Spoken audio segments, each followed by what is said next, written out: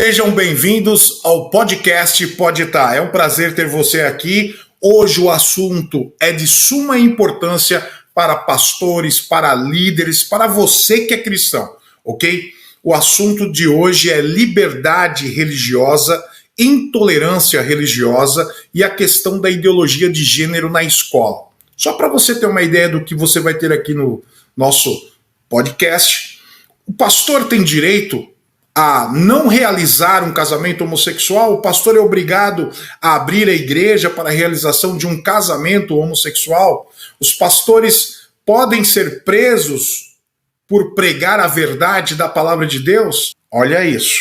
Um cristão pode ser impedido de opinar sobre um assunto polêmico? Aborto, legalização das drogas, só por ser cristão? Então já deu para perceber que o nosso podcast vai ser muito útil para a igreja brasileira.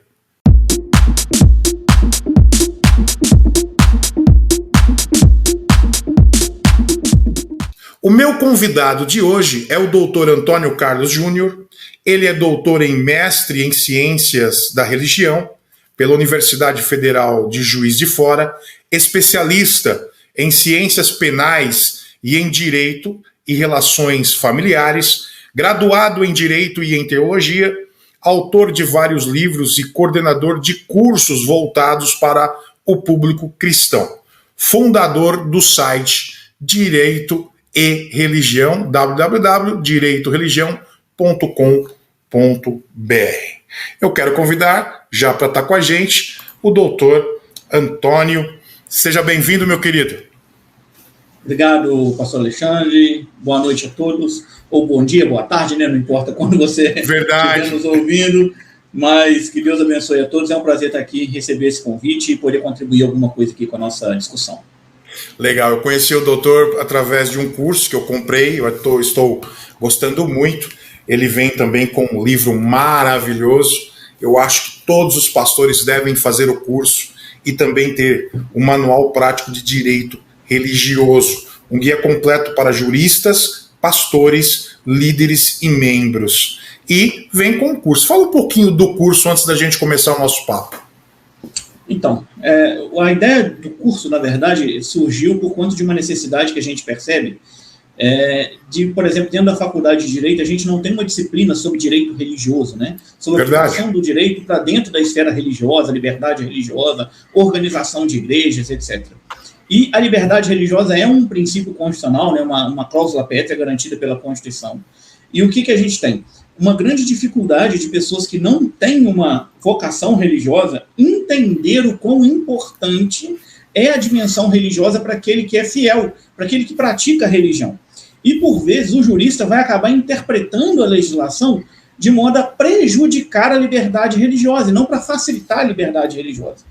Então, desde da nossa conversão, quando a gente ainda estava ainda cursando a faculdade, a gente começou a pensar como que a gente poderia usar o direito para fins de ajudar a igreja de modo geral.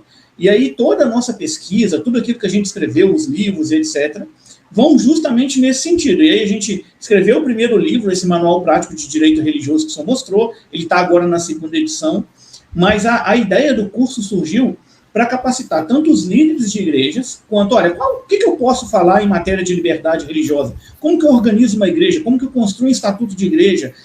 Como que é o salário do pastor? Qual é o recolhimento para o INSS? Relação trabalhista dentro da igreja, etc. Então, a questão dos dízimos e ofertas. Sim, obrigatoriedade de dízimos e ofertas. Então, assim, a gente trabalha, na verdade, desde como criar a igreja até cisão na igreja. Então, imagine que você tem um grupo sectário dentro da igreja, né? A igreja rachou, como a gente costuma dizer, e com quem vão ficar os bens, né, da igreja, como que você processa nessa partilha de bens, etc. Então a gente passa todo o direito e aplicado para dentro da organização religiosa. Então a gente quer primeiro focar nesse primeiro público, que é de liderança religiosa, então de entender sobre o direito aplicado à igreja. A gente utiliza uma linguagem muito simples, muito fácil, para quem não tem o conhecimento no direito a poder aprender e aplicar. E, além disso, a gente também foca no grupo de advogados. Porque, como a gente não tem uma disciplina específica dentro das faculdades, a gente quer capacitar advogados para atender a demanda jurídica das igrejas. E é grande, né?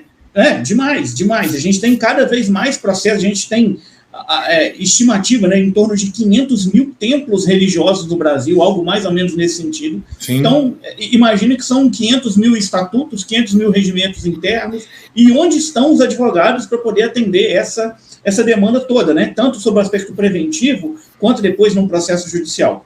Então, assim, eu não posso advogar, porque sou servidor concursado, e vinha muitas igrejas me procurando, Antônio Carlos, olha, querendo, né, vamos dizer assim, uma consultoria jurídica, eu não posso prestá-la, porque não exerço advocacia em razão do concurso público. Então, a ideia foi justamente capacitar esse grupo de advogados para que eles sejam referência e possam ajudar esses líderes religiosos, tanto na orientação preliminar, né, uma orientação administrativa, quanto em um eventual processo judicial. Muito legal. E eu achei muito interessante o curso porque é uma linguagem fácil de entender. Não tem o juridiquês, né? É a mesma coisa você pegar um curso de teologia e tem o teologuês. É muito legal, você consegue entender. E outra coisa, você vai acompanhando o livro. Isso é muito bom. Você tem outros livros também escritos. Fala um pouquinho deles. A gente já chegou, acho que em 10 livros, mais ou menos. Eu nem tenho eles por aqui. Esse livro que acompanha o curso, ele tem, nessa segunda edição, só para não falar bobagem aqui, 473 páginas. Isso mesmo. 475 páginas. É um livro, vamos dizer assim, é um livro texto, um livro base para o curso. Então, o aluno tem a possibilidade de ler o que está escrito no livro, ir para uma aula correspondente àquele assunto, tem condições de tirar dúvidas com a gente via bate-papo, a gente dá aula uma vez por mês ao vivo, para os alunos tirarem dúvidas também. Então, assim, algo bem diferente para fins de aprendizado mesmo. A gente trabalha muito também com a área de capelania, então a minha especialidade é na área da capelania prisional. A gente coordena um curso na área de capelania também, e aí nesse curso a gente tem 11 professores, temos o apoio da Sociedade Bíblica do Brasil e 11 professores. A gente trabalha prisional, hospitalar, capelania escolar, capelania empresarial, universitária, e capelania em seminários. Então, são 6 modalidades de capelania, com 11 professores diferentes, também num curso completo. E aí, dentro da área de capelania, a gente deve ter algo de uns 4 ou 5 livros só sobre essa questão da capelania. Legal. Os cursos do professor e doutor Antônio Carlos vai estar aqui na descrição desse vídeo. Vamos lá, doutor.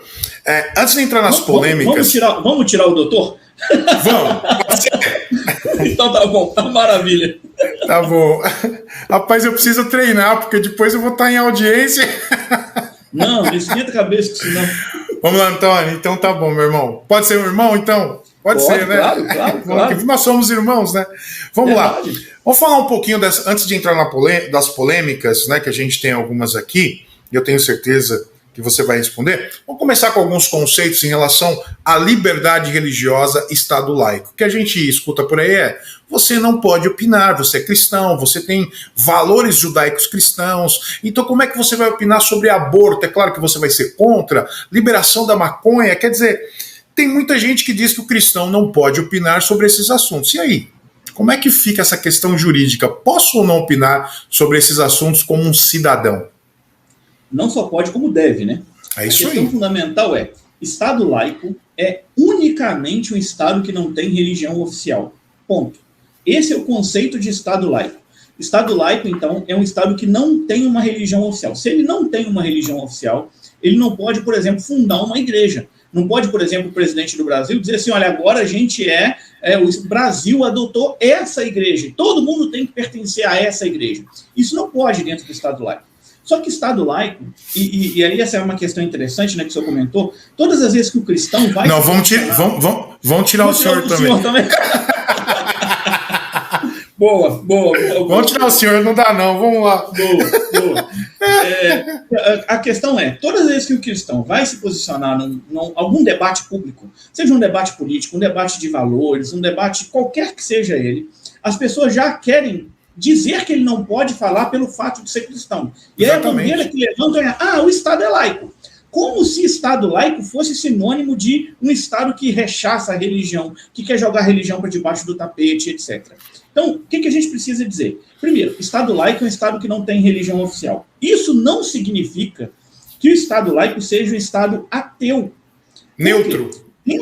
Dentro da nossa Constituição, a gente tem, por exemplo, no preâmbulo, dizendo, olha, nós, representantes do povo brasileiro, nos reunimos em Assembleia Nacional Constituinte para instituir um país democrático, e lá no finalzinho do preâmbulo, diz assim, e promulgamos a presente Constituição sob a proteção de Deus. Exatamente. Então, a mesma Constituição, a nossa Constituição não usa esse parâmetro, né, laico, não existe esse termo na Constituição, mas a gente tira isso do artigo 19.1 para falar sobre a laicidade do Estado, mas essa mesma Constituição diz que a gente tem essa proteção de Deus no preâmbulo da Constituição. Então, não é um Estado avesso à religião, não é um Estado ateu, não é um Estado neutro em matéria religiosa. Em matéria religiosa, o que eu quero dizer? Ele protege a religião. A nossa Constituição, ela protege a religião. E ela protege como? Imagine, por exemplo, que está previsto no artigo 5º a liberdade religiosa, que é um tema, né, muito que a gente pode desenvolver. A gente está previsto também a possibilidade do casamento religioso com efeitos civis. Ou seja, a Constituição valida que alguém que se case religiosamente sobre os preceitos de um determinado dogma, de um determinado parâmetro, essa pessoa tenha validade civil aquele matrimônio, aquela cerimônia religiosa. Então, é uma outra questão. A gente tem imunidade tributária, por exemplo. Igreja não paga imposto. Também é uma outra forma de você garantir liberdade religiosa. E são várias questões, né, presentes na nossa Constituição que a gente vai chegar ao ponto de dizer, olha, Estado laico é um Estado que não tem uma religião oficial, ou seja, o Estado não é católico, não é evangélico, não é budista, não é espírita, mas não é um Estado que é avesso à religião. A gente, né, o Brasil, já foi um Estado que tinha a religião católica apostólica romana como oficial. Isso não é um Estado laico, isso é um Estado religioso. Só que, depois da Constituição de 1891, a gente passou a ter, portanto, esse Estado laico, que está separado da religião, mas não impede a manifestação religiosa. Pelo contrário, como eu disse, ele garante a manifestação religiosa. Isso é muito bom saber, porque o que eu vejo também é que todo cristão é um cidadão. Ele tem seus direitos garantidos pela própria Constituição. Eu posso dar, sim, a minha opinião sobre qualquer coisa que eu quiser. Não há possibilidade de você tirar a isonomia do cidadão. Não há possibilidade de você tratar o cristão como um grupo pequeno, porque somos a maioria também no Brasil, isso também tem que ser garantido, é o nosso direito, e a gente precisa sim se posicionar. Muitas vezes a gente escuta assim, vamos orar, não vamos nos posicionar. Não, nós precisamos nos posicionar, senão a gente perde campo, a gente perde a guerra. Uma coisa é independente da outra, né? Vamos dizer assim, independente. Justo. Que pode ser feito do mesmo tempo, né? A oração, é lógico que ela é importante, porque, né, você vai levar as nossas aflições terrenas, etc., a Deus, mas isso não nos impede de sermos bons cidadãos. Exatamente. E quando a gente fala sobre liberdade religiosa, isso é muito importante a gente dizer, que a gente não pode abrir mão do valor religioso para fins de se enquadrar em um determinado mecanismo social. Porque senão a gente perde a liberdade religiosa. A liberdade religiosa não é só o direito de crer, né, de pensar a respeito da fé. Sim. É também o direito de manifestar a sua fé. E uma forma de manifestar é através da palavra, né, de verbalizar isso, né, de divulgar essa fé. Então, a grande questão é que, numa determinada medida, querem colocar os cristãos em uma caixa separada para dizer, olha, aqui o cristão não pode se manifestar. Exatamente. Não importa se você está usando um argumento religioso ou não religioso. O que as pessoas normalmente querem é enquadrar o cristão dentro dessa caixinha e dizer, olha, daqui você não pode sair. Né? Você não pode se manifestar nessa área pública, nessa esfera pública.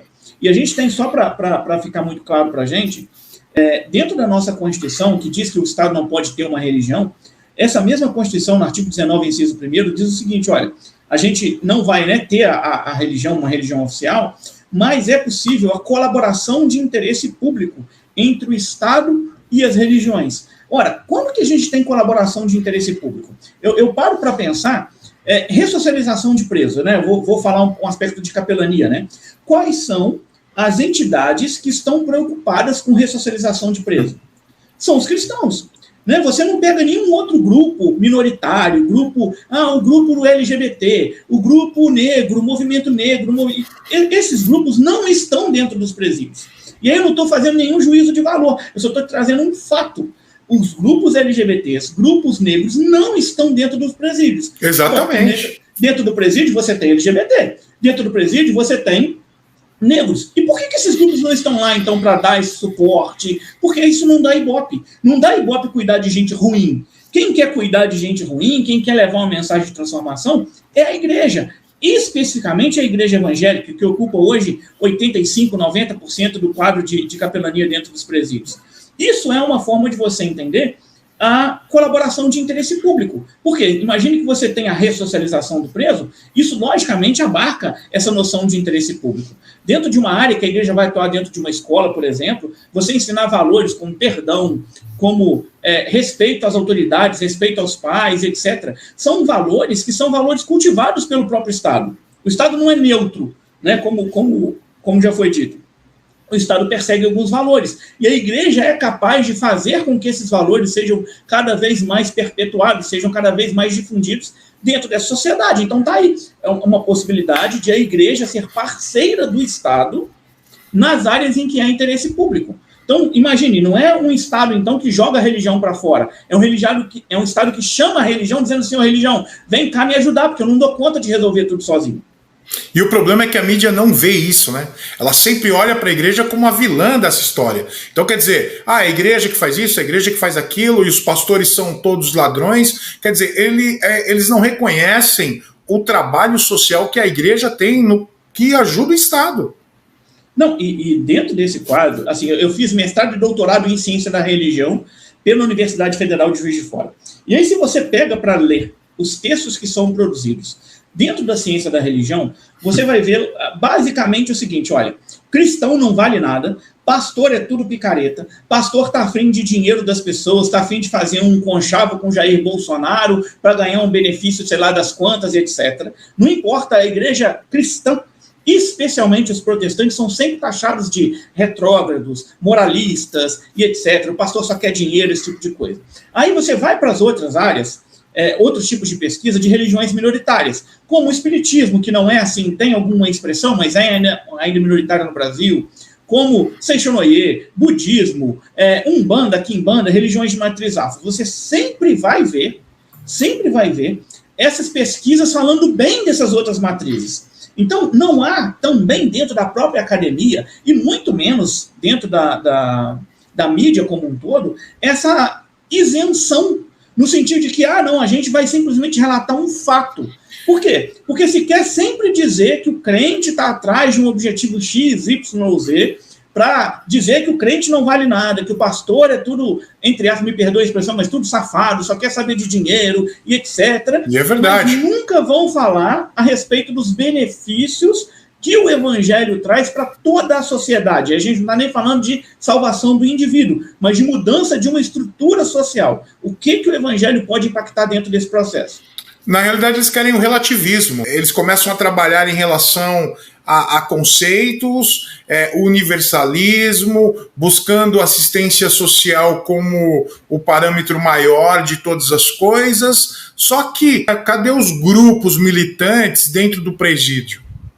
Lá você tem homossexuais, lá você tem negros, mas não há interesse em mídia.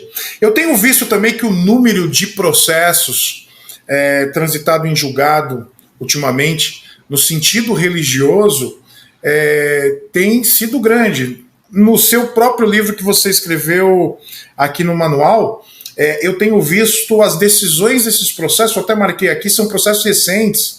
Tem casos de decisões do STF, STJ 2015, 2018, 2020. A pergunta é, nós estamos passando por um tempo de intolerância religiosa ou perseguição religiosa? Tá, isso é muito importante. Quando a gente construiu o livro, a gente não ficou tirando teoria, né? A teoria é muito importante, ela faz parte da construção, né? Eu não consigo construir sem uma teoria, sem uma boa teoria, mas para aquele pastor que é leigo, ele não precisa ter o histórico de uma determinada teoria de interpretação do direito. Então, o que a gente fez para construir o livro? A gente sempre usou casos práticos. Então, os problemas que a gente levanta no livro, no curso, são problemas que já acontecem. A gente não está tirando de trás da orelha um determinado problema. Não, são coisas que já acontecem, são processos que já existem, que já existiram e que a gente quer ajudar as igrejas nessa questão jurídica. O que acontece? A gente está passando por um processo que pode ser entendido como intolerância religiosa, mas nem todo processo judicial contra a igreja é intolerância religiosa. Então isso tem que ficar claro. Não é porque a igreja sofre, né, assim, é demandada em uma ação judicial, né, sofre um processo, que está havendo ali uma intolerância. Eu vou te dar um exemplo. Imagine que a igreja não respeite os limites de decibéis no seu culto público. E ela tem vizinhos. E os vizinhos chegam para o pastor e dizem, não, olha, pastor, você podia diminuir um pouquinho o volume, porque, né, poxa, o culto passa das 10 horas da noite, todo mundo trabalha no outro dia, tem como só diminuir o volume? E o pastor, né, categórico, não, a igreja é nossa, todo mundo tem que ouvir, etc., e a gente tem que fazer. E aí, se isso vira um processo judicial, eu entendo, não é perseguição religiosa, porque a igreja está descumprindo a legislação que fala sobre o limite de decibéis. Agora, numa outra situação, em outros casos, a gente pode sim trabalhar com essa dinâmica de intolerância religiosa, né, de problemas de desgaste religioso. E aí a gente tem inquéritos que foram, né, instaurados, tem logo depois da decisão do Supremo sobre a criminalização da homofobia, um padre pernambucano foi indiciado porque teria dito no seu sermão que os fiéis deveriam passar por um processo de entender melhor aquilo que estava acontecendo e se posicionar contra o casamento homoafetivo dentro da igreja. E aí abriram um inquérito contra o padre porque ele disse isso. Bom, isso para mim está claro algum tipo de perseguição religiosa, algum tipo de intolerância religiosa, do pensar diferente daquilo que está estabelecido, vamos dizer assim. Então, eu acho que tem que ficar claro essa questão, né? Quando a igreja dá margem para um processo judicial, bom, ela vai ser demandada mesmo, né? E o nosso objetivo, tanto com o curso quanto o livro, é tentar minimizar ao máximo esse tipo de questão, né? Quando você trabalha dentro da legislação, sabendo aquilo que você pode fazer, sabendo aquilo que você não pode fazer, quando você cumpre os estatutos, imagine casos também que acontecem com certa recorrência, disciplina eclesiástica. Né? Imagina que você abre um processo de disciplina eclesiástica para fazer algum tipo de punição dentro da igreja, mas não respeita aquilo que o estatuto está dizendo, não dá contraditório, não dá ampla defesa para aquele sujeito que está sendo, entre aspas, né, processado ali na esfera religiosa, para que administrativa. Não aconteceu aquilo, e etc. Né? Não, eu não traí minha esposa, não foi isso que aconteceu, suponha que seja esse o caso. E aí você não respeita o estatuto, esse irmão que se sentiu prejudicado, ele vai entrar na justiça contra a igreja, e a gente tem vários e vários casos assim, e o tribunal vai dizer, olha, vocês não respeitaram o estatuto, volta lá e reintegra esse irmão, porque vocês não cumpriram aquilo que vocês mesmos estabeleceram como procedimento de disciplina eclesiástica. Então, nesse caso, eu não vejo como haver nessas situações uma intolerância religiosa, mas em outros casos, certamente. O que eu acho interessante, e o que você falou, foi a questão da intolerância religiosa não é discordar do outro. Né? Isso é muito importante, porque às vezes as pessoas falam assim, você é intolerante. Não sou intolerante, estou defendendo o que a palavra de Deus diz. Regra de fé e prática, palavra de Deus. Eu estou dizendo, não, isso é intolerância. Fala um pouquinho dessa questão para o pessoal entender que intolerância religiosa não é discordar. Você pode discordar. Por exemplo, Deus, todos os caminhos levam a Deus. Não, Jesus Cristo é o caminho, a verdade e a vida, é o único caminho. Se você falar isso em algum lugar, é intolerância. Você não está conseguindo respeitar as religiões afros, a Seixonoe, a Testemunha de Jeová. Intolerância não é discordar, Não, então, esse é um ponto importantíssimo. Quando a gente fala de intolerância religiosa, a gente tem essa ideia, né, ou querem passar essa ideia de que qualquer forma, de qualquer modo que eu discorde de alguém, eu já estou sendo intolerante na minha fala. E isso não tem nada de intolerante. Inclusive, o Supremo Tribunal Federal já decidiu vários e vários casos nesse sentido. Por quê? Eu gosto de colocar isso para as pessoas de maneira mais simples. Imagine, eu sou membro da Igreja Presbiteriana do Brasil, tá? Eu não sou membro de um centro de Umbanda. Por que eu não sou membro de um centro de Umbanda? Porque eu entendo que, vamos dizer assim, né, o panorama evangélico, panorama bíblico, me dá maior certeza, me traz mais convicção, me é melhor do que o panorama da Umbanda. E aí, se você perguntar para um umbandista, ele vai dizer, não, eu sou umbandista porque eu entendo que a Umbanda é melhor para mim. E está tudo ok. Só que, imagine que eu tenho uma interpretação que diga que só Jesus é o caminho, e tem uma outra interpretação que diga todos os caminhos levam a Deus. Então, uma interpretação é só Jesus, e na outra são todos. Essas duas frases, elas são altamente excludentes. Eu não consigo dizer que as duas são verdades ao mesmo tempo. Ou é só Jesus, ou é todo mundo. Ou é só um caminho, ou são todos os caminhos. Não tem como, sob o ponto de vista lógico, eu dizer que as duas coisas são iguais, elas são válidas ao mesmo tempo. E aí, sempre que eu vou dizer alguma coisa que contraria a fé do outro, eu estou simplesmente manifestando a minha própria fé. Eu não estou sendo intolerante com o outro, eu estou dizendo que aquilo que eu creio é dessa forma.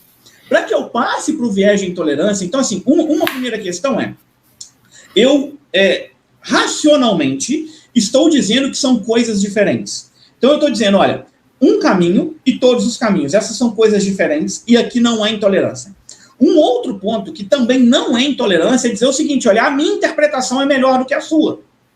Eu posso dizer isso, porque para mim é mais plausível que Jesus seja o único caminho do que todos os caminhos levem a Deus. Então eu estou dizendo que são coisas diferentes e que a minha interpretação é superior à do outro.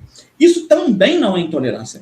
Quando então que parte desse processo de discordância para a intolerância?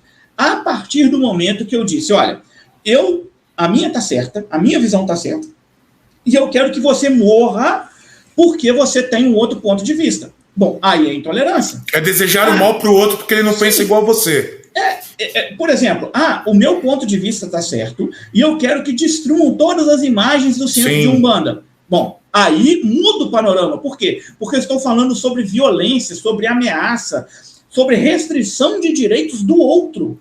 Mas enquanto eu estiver, sob o ponto de vista das ideias, traduzindo o meu pensamento, a minha forma de entender a Bíblia, eu não posso ser taxado de intolerante. Eu posso discordar do outro, e isso não significa que eu seja um intolerante religioso. Sim. O artigo 5, inciso 6, me garante isso da Constituição? Seria isso? Sim. Justamente. Sim. É o direito de pensar a religião e de manifestar a religião. Exatamente. Agora, veja bem, a gente sabe que tem alguns casos que acontecem, por exemplo, eu tenho um caso aqui na cidade que um homossexual queria casar na igreja. E o pastor falou, não posso fazer isso. Não posso fazer isso, vai contra a regra de fé e prática que nós temos aqui, e ele iria processar a igreja. Quer dizer, a parte da intolerância dele não aceitar a questão que aquela igreja tem uma regra de fé e prática, ela se entende por cristã por causa disso. Como é que a igreja pode chegar ao ponto, vamos dizer que uma igreja seja processada nesse sentido? O pessoal vai lá e processa porque não abre para casamentos homossexuais. Aonde é que eu me relaciono juridicamente com a proteção jurídica para que eu não precise realizar esse casamento? Ou será que eu vou ter que abrir a igreja para realizar o casamento de homossexuais? Tá, excelente pergunta. Para que a gente consiga entender isso, a gente tem que voltar lá para o Estatuto da Igreja. Lembra que a gente, começando a conversa, eu falei sobre a importância do Estatuto. É lógico que hoje a gente já consegue entender que, vamos dizer assim, pelo menos de modo geral, os evangélicos cristãos não aceitam a união homossexual. Tá? Isso é, vamos dizer assim, senso comum. Mas não custa a igreja fazer alguma alteração no estatuto para que isso conste dentro do próprio estatuto. Ou um regimento interno, um documento oficial da igreja, né, emitido pela Assembleia Geral, por exemplo, pelo pastor presidente, expondo de maneira categórica aquilo que a igreja entende. E por que eu digo isso? Aconteceu um caso interessante, a gente faz a citação dele no livro. Uma moça tinha sido criada na igreja, se desviou do evangelho, arrumou um namorado, fez sexo com ele e engravidou. E aí, essa moça estava grávida, e o casal, esse moço que nem era da igreja, a menina que era desviada, foram na igreja e pediram o pastor para celebrar o casamento. E o pastor disse, olha, a gente não celebra casamento de mulher que tenha feito sexo antes do casamento, de mulher que esteja grávida, você já descumpriu a norma. E aí, eu não estou aqui fazendo um juízo de valor, se está certo ou se está errado. Nós estamos trabalhando na área jurídica, como é que a igreja consegue se se proteger disso tudo. Não é uma questão moral, se a igreja não faz, não faz, não é nada disso. A questão toda aqui, nesse caso específico, era aquela igreja específica não realizava casamento de mulheres grávidas. Ótimo, ponto. Esse é um ponto importante. E aí, esse casal entrou na justiça contra a igreja. Porque queriam obrigar a igreja a celebrar esse casamento. Foi concedido uma liminar, o casal, um oficial de justiça, arrombou a porta da igreja e conseguiu fazer o casamento desse casal dentro da igreja. Isso foi conseguido. Só que o processo andou. A igreja fez a contestação, né, fez a defesa dela no processo, e no final do processo, julgou improcedente o pedido.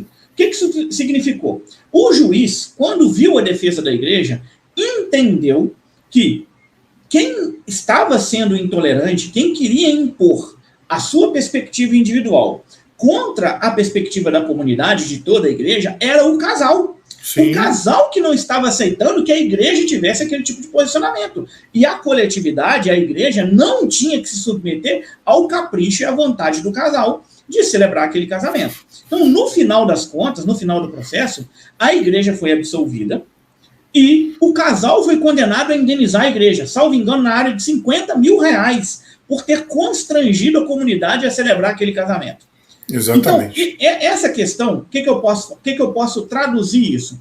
Nessa igreja específica, não tinha no estatuto da igreja algo dizendo que não celebrava o casamento de uma mulher que já estivesse grávida.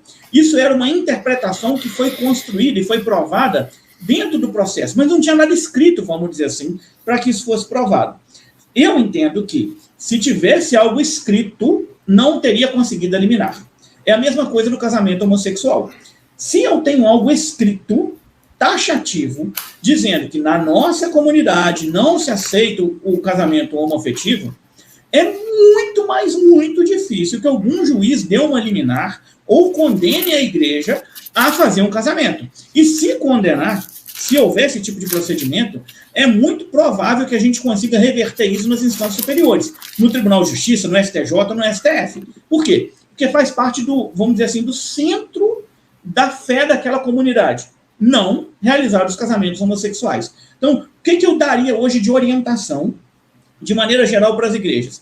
Escrevam o posicionamento doutrinário de vocês.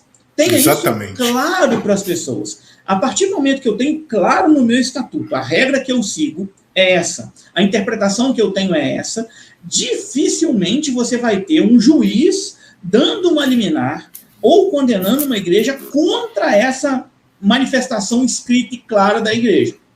Dificilmente. Legal. Não estou dizendo que é impossível de acontecer, sim, mas é muito mais difícil. Estamos no Brasil. A gente não sabe o que pode vir de decisão judicial, né? Mas o que a gente trabalha é na prevenção. E sob o aspecto da prevenção é escrever de maneira clara aquilo que eu entendo sobre esse aspecto. Um dos pontos interessantes que você disse é em relação ao estatuto. Vê se eu estou correto pensando dessa forma.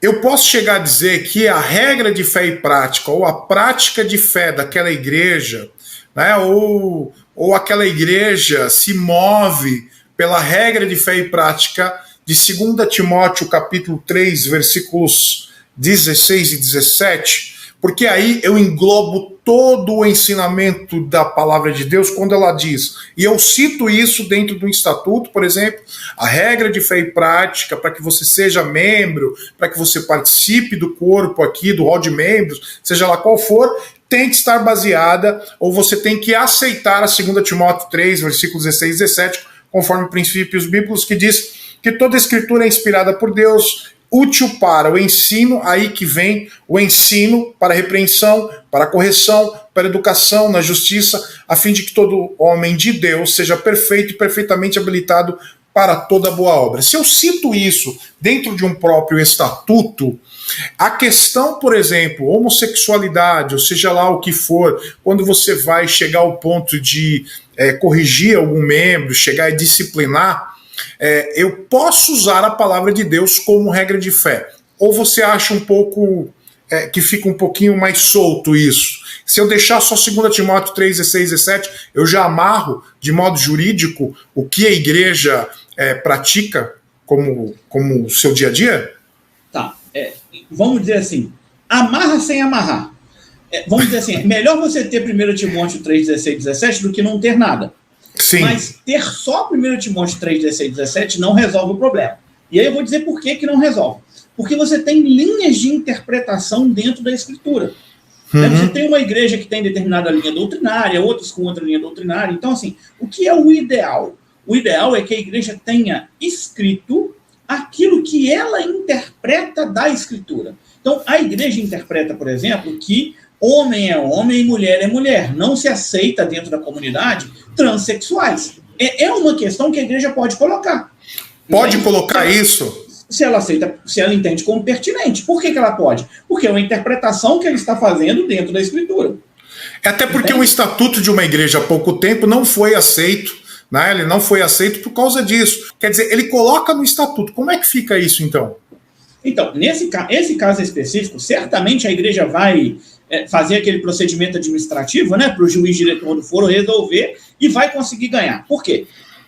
É princípio de liberdade religiosa. Essa questão, inclusive, é o que a gente tem orientado as igrejas, velho. Gente, atualizem os seus estatutos. Muitas igrejas têm estatuto copia e cola da internet. Né? Então, assim, ele digita no Google estatuto de igreja. Aí vai aparecer um monte de modelo que não tem nada a ver. Ele pega aquele estatuto, copia, muda o endereço da igreja e acha que aquilo está suficiente. E não está, mas é muito longe de não estar. Entende? Então, assim, o que a gente entende, né, e diz para as igrejas? Tenham um corpo doutrinário forte. Em que sentido? Tenha isso escrito de maneira muito clara, o que a igreja aceita, o que a igreja não aceita. E, por exemplo, não aceitar o casamento, a união homossexual. A igreja não faz a união homossexual. E aí a gente cita isso no curso. Imagine que você seja um pastor e ceda a igreja para um casamento comunitário. Tá, imagine que dentro desse casamento comunitário você tenha um casal homossexual. Você vai ter que celebrar o casamento? Tá vendo? São coisas que a gente às vezes não para pensar, vamos dizer assim, de problemas que podem acontecer porque você não tem aquilo claro, escrito. E aí isso não é só para a questão homossexual, mas para qualquer outro tipo de pecado. A dinâmica homossexual é porque ela tem, vamos dizer assim, ela está muito forte juridicamente, né? A gente tem por causa da militância hoje em dia, né?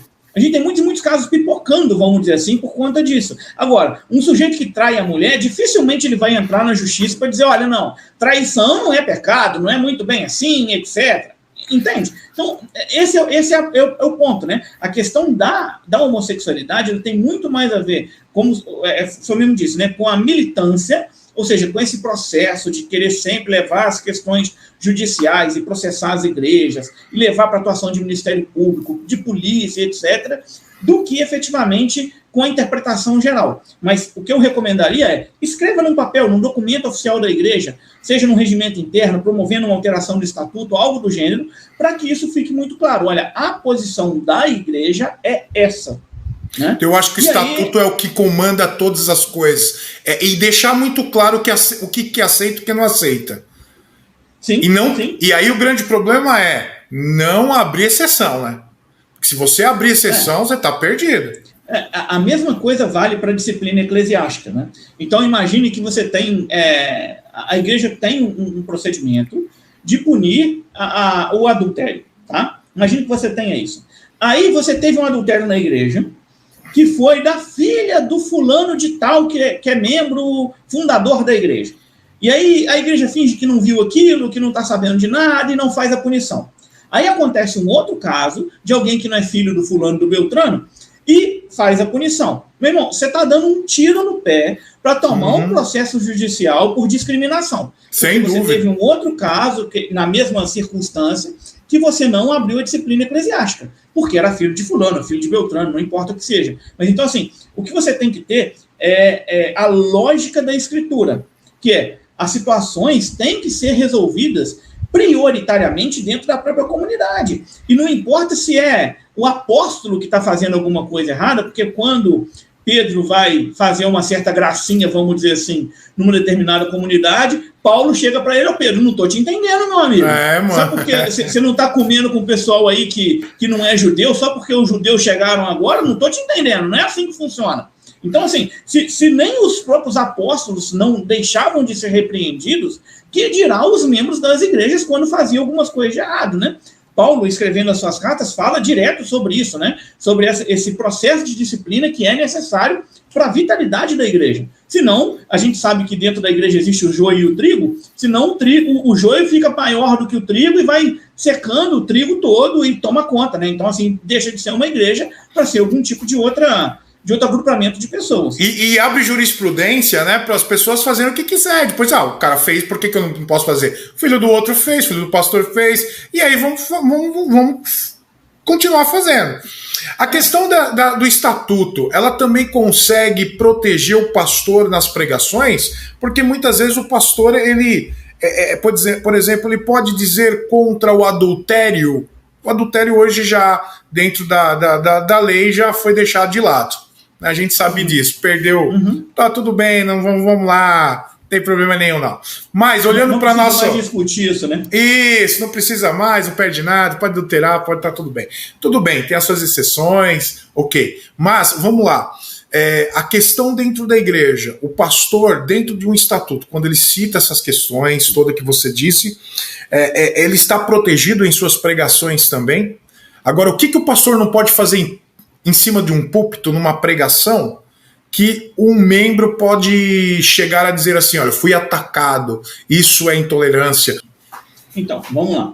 O pastor tem que dizer aquilo que é pecado né, no púlpito, mas ele tem que tomar cuidado com a forma como ele fala.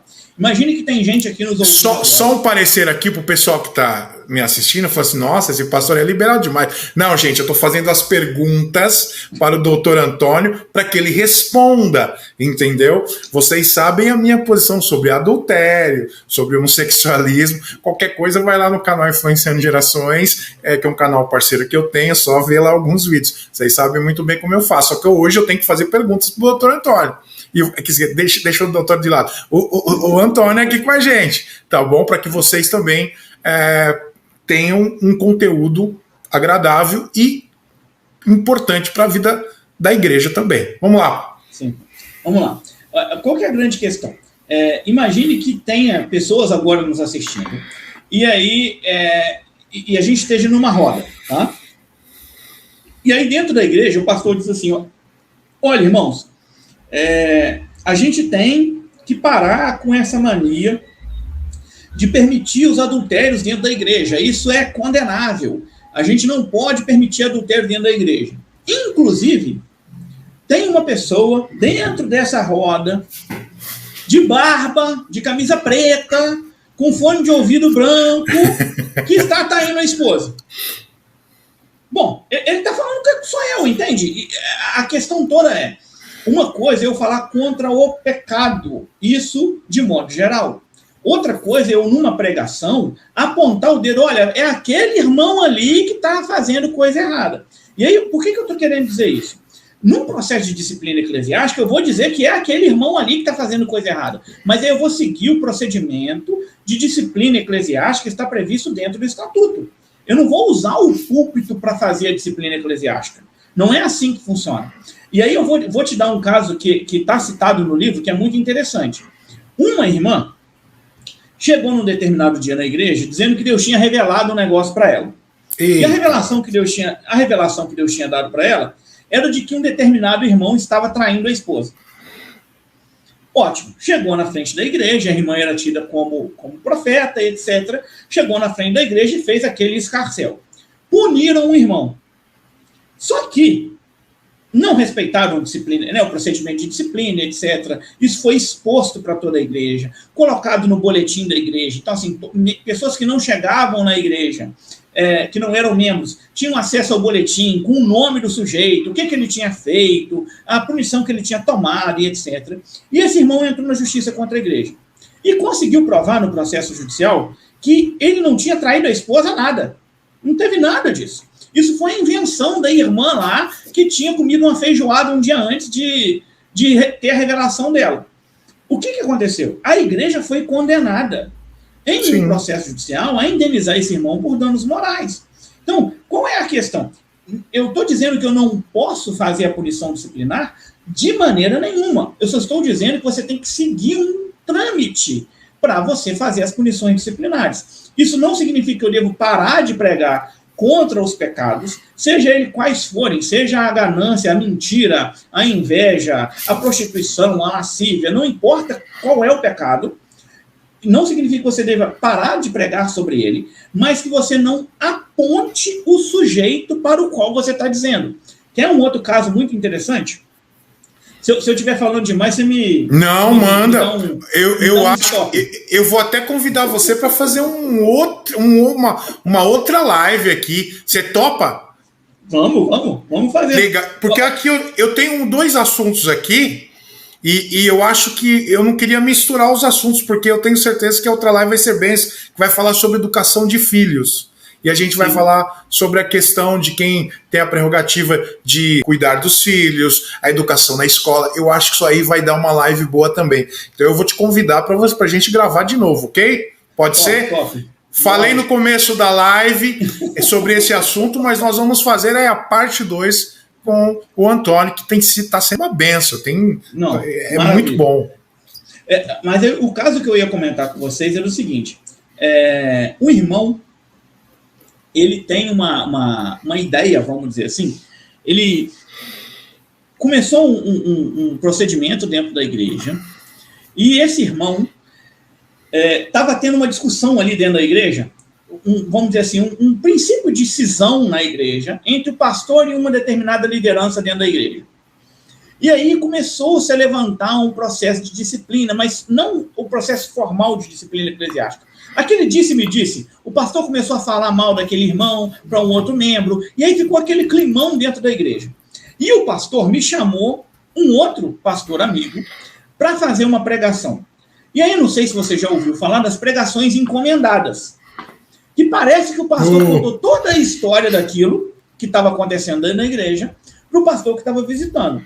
E o pastor, entre aspas, fez aquela pregação encomendada, dizendo, estão atacando o pastor assim, assim, assado, estão fazendo isso contra o pastor, e não sei o que tem lá mais, e etc. Sabe qual foi a moral da história? Esse irmão entrou com uma ação judicial contra a igreja, e no processo judicial, que a igreja foi condenada, constou exatamente isso que eu estou te falando, que parece que houve uma combinação do assunto da pregação naquela igreja. Porque o pastor que veio de fora falou exatamente a circunstância que a comunidade estava vivendo, e falando mal do irmão e falando bem do pastor. E a igreja foi condenada. Então, o pastor pode falar contra o pecado de um determinado irmão? Claro que pode. Mas, bom, você tem que ter um pouquinho de bom senso de entender que você que tem o poder do microfone, vamos dizer assim, você tem que ter algum tipo de zelo para não expor de maneira demasiada aquele irmão, né, de maneira aumentada aquele irmão, e isso provocar um constrangimento tal que não leve esse irmão ao arrependimento, mas que leve esse irmão a uma indignação de maneira tal que ele vá na justiça para pedir uma condenação da igreja por um excesso nessa via de punição, vamos dizer assim. Nas redes sociais, o que eu posso colocar, o que eu posso dizer, posso sair falando e colocando a conta de um problema nas costas de todo mundo? Os nossos vídeos, por exemplo. Eu tenho um grupo de apologistas e o pessoal vai entender a minha pergunta agora e vai, com certeza, ter uma resposta. Eu posso sair falando contra as heresias, mas não posso atacar a pessoa, de modo que eu retire a dignidade daquela pessoa, eu afete ele moralmente. Eu não posso deixar com que o assunto se torne pessoal. Uhum. Como é que eu devo proceder dentro dos vídeos, nas redes sociais? Então, esse é outro aspecto importante. Uma coisa, como a gente já estabeleceu em matéria de liberdade religiosa, uma coisa é eu dizer que a minha interpretação é melhor do que a do outro, que o outro está indo para o inferno, e esse tipo de coisa. Um outro aspecto é eu associar, por exemplo, aquela pessoa, membro daquela determinada religião, a um crime, a uma perversidade. Então, uma coisa é eu dizer assim, olha, todo umbandista vai para o inferno. Ótimo, isso é uma matéria de ordem religiosa. Uma outra coisa é eu dizer assim, todo umbandista está requerendo o dinheiro do sujeito que vai lá para fazer o passe. Opa, já mudou um pouquinho a figura, porque eu já estou falando que ele tem algum interesse não religioso em um ato religioso que ele tem. Quer piorar um pouquinho mais, é dizer assim, todo um bandista está atrás do dinheiro porque é ladrão e safado. Bom, mudou completamente o panorama. Então, eu consigo discordar do outro, e nessa questão da apologética isso é muito importante, eu consigo discordar da ideia do outro sem ofender pessoalmente o outro. Eu consigo dizer que o outro está errado na sua maneira de interpretar um determinado fato, a escritura, a realidade espiritual, sem contrariá-lo pessoalmente, sem imputar aquela pessoa, sem dizer que aquela pessoa está cometendo alguma imoralidade, está cometendo algum outro ilícito de ordem penal, por exemplo. Então, o limite é basicamente esse. Quando eu vou me manifestar num vídeo, numa rede social, eu sempre procuro expor uma ideia equivocada, por exemplo, mas não associar aquela ideia a uma pessoa específica ou a um grupo religioso específico. É a mesma coisa se alguém dissesse que todo evangélico é safado, por exemplo. Tá? Eu estou pegando um termo assim que fica mais fácil da gente entender. Isso pode ser considerado crime, porque essa pessoa está falando sobre toda uma coletividade, imputando essa coletividade algo que é reprovável moralmente. Então, isso não é permitido. Uma outra coisa é eu dizer assim, imagine que a gente queira falar sobre um grupo muçulmano radical que é responsável por terrorismo. Bom, a gente sabe que existe um grupo muçulmano radical responsável por terrorismo. Todo mundo sabe. A mídia toda fala sobre isso. Só que a gente não pode chegar ao ponto de dizer que todo muçulmano é terrorista. Ou que todo muçulmano está metido nesse tipo de coisa. Por quê? Porque aí eu estou afrontando todo mundo. Estou colocando todo mundo dentro do mesmo balaio. Então, a questão fundamental é, se eu quero fazer algum tipo de colocação pessoal, eu posso fazer? Aí entra um aspecto importante. Desde que eu tenha uma prova cabal de que aquilo é uma verdade. E que eu não faça uma exposição generalizada desse assunto. Então, olha, eu posso dizer que existe um grupo muçulmano radical responsável por terrorismo. E aí, se alguém vier me processar, vamos dizer assim, eu vou ter que mostrar, olha, tá aqui o grupo Talibã, ele é um grupo de origem muçulmana e promove o terrorismo. Está todo mundo divulgando isso. Sem dúvida. Uma outra coisa é dizer assim, olha, todo muçulmano é terrorista. Aí eles vão dizer, tá, eu tenho a fulana de tal que é muçulmana e não é terrorista. Então, aí pronto, eu já extrapolei a minha possibilidade de fala, vamos dizer assim, sem sofrer um determinado processo judicial. E eu posso levar a intolerância religiosa para a criança, por exemplo, que é muçulmana na escola, para o cara na faculdade, por exemplo, que é muçulmano, para a moça que vai de burca para a faculdade, e aí vem aquelas piadinhas, né? Você tá com uma bomba, ou seja lá o que for. Então eu tenho que tomar muito cuidado do que eu falo para que não possa receber um processo. Isso dá dano moral? Dá dano moral. E vários processos com condenações das igrejas por dano moral. E até pastores que são condenados não só a igreja, como o pastor especificamente. E o valor é alto. O valor é alto. Não dá para brincar. A gente estava conversando antes, assim, a nossa ideia com o curso, né? Voltando a falar, mas é só para ficar claro. Quando o nosso objetivo é prevenir os problemas. Então, se você seguir a cartilha que a gente ensina, você não vai ter problema. Quando eu digo não vai ter problema, não é que você não vai sofrer uma ação judicial, porque isso não depende de você. Qualquer um pode chegar amanhã e entrar com uma ação contra a igreja. Mas a chance que você tem de perder um processo judicial fica mínima se você seguir toda a cartilha de prevenção aos tipos de problema. Agora, não adianta você seguir um determinado pedaço. Não, eu vou fazer a arrumação do meu estatuto.